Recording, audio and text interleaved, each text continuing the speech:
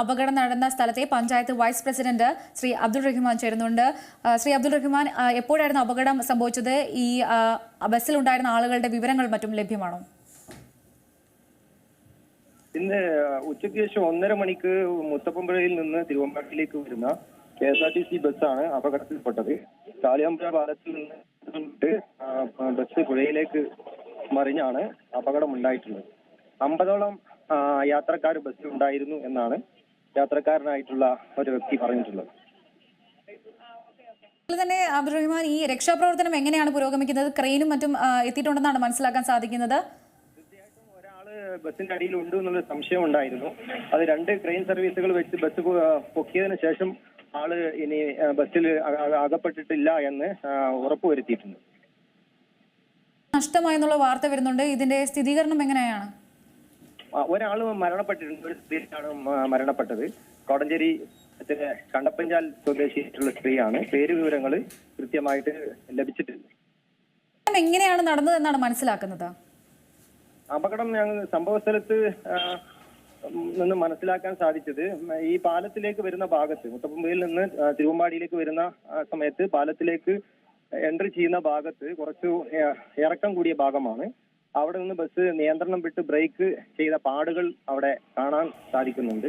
നിയന്ത്രണം വിട്ട് ബസ് പുഴയിലേക്ക് മറിഞ്ഞു എന്നാണ് മനസ്സിലാക്കുന്നത്. നിലവിൽ ഈ രക്ഷപ്പെടുത്തിയവരെ ഏതൊക്കെ ആശുപത്രിയിലേക്കാണ് മാറ്റിയത്? തിരുവമ്പാടിയിലെ ഒരു സ്വകാര്യ ആശുപത്രി, ലിസ ഹോസ്പിറ്റൽ, അതുപോലെ തന്നെ ശാന്തി, മുക്കത്തെ വിവിധ ആശുപത്രികളിലേക്കുമാണ് ഇപ്പോൾ കൊണ്ടുപോയിട്ടുള്ളത്. ഒരു അപകടം സീരിയസ് ആയിട്ടുള്ള ഒരു ഒരാളെ മെഡിക്കൽ കോളേജ് ആശുപത്രിയിലേക്കും മാറ്റിയിട്ടുണ്ട്. അതുപോലെ തന്നെ അബ്ദുൾ റഹ്മാൻ, ഈ ബസ്സിൽ എത്രത്തോളം യാത്രക്കാരുണ്ടായിരുന്നു?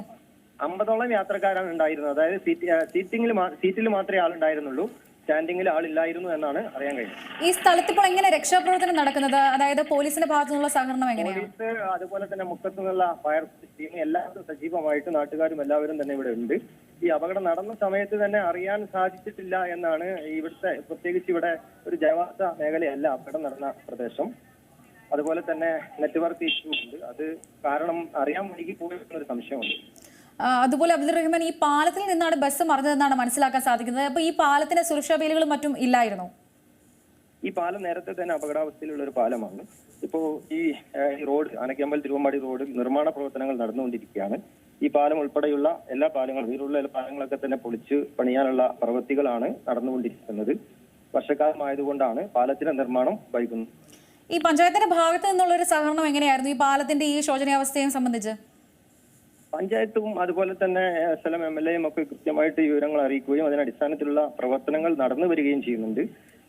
അതിലൊരു വീഴ്ച സംഭവിച്ചതായിട്ട് പറയാൻ കഴിയില്ല. അപ്പോൾ ഇപ്പോൾ മനസ്സിലാക്കുന്നത് ബസ് ഡ്രൈവറിന്റെ ഭാഗത്ത് നിന്നുള്ള ഒരു അനാസ്ഥയായി എന്ന് തന്നെയല്ലേ? ബസ് ഡ്രൈവറെ അനാസ്ഥയായി നമുക്ക് പറയാൻ കഴിയില്ല. തീർച്ചയായിട്ടും വാഹനത്തിനും ഉണ്ടായേക്കാവുന്ന യന്ത്ര തകരാറുകളും അപകടത്തിന് കാരണമാകാലോ. പുതിയ വാർത്തകളും വിശേഷങ്ങളും ഇനി വിരൽ തുമ്പിൽ. എല്ലാ ഡിജിറ്റൽ പ്ലാറ്റ്ഫോമുകളിലും ഇപ്പോൾ സീ മലയാളം ന്യൂസ് ലഭ്യം.